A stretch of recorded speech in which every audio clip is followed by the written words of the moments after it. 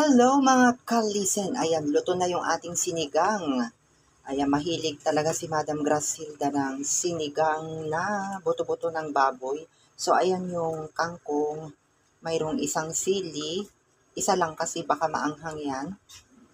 Ayan, syempre hindi nawawala yung pampalapot ng ating sabaw. Ayan, yung gabi. So, parang nadurog na. Patayin ko na yung apoy. Ayan guys, yung ating sinigang of the day. Nagluto na naman ako ng paborito ni Madam Grasilda na sinigang. Ayan guys, yung tangkay. Nilalagay ko talaga yung tangkay ng kangkong.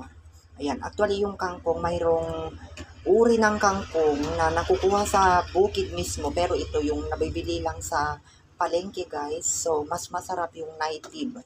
O yung native na kangkong guys. So, ito lang yung aking short video of the day.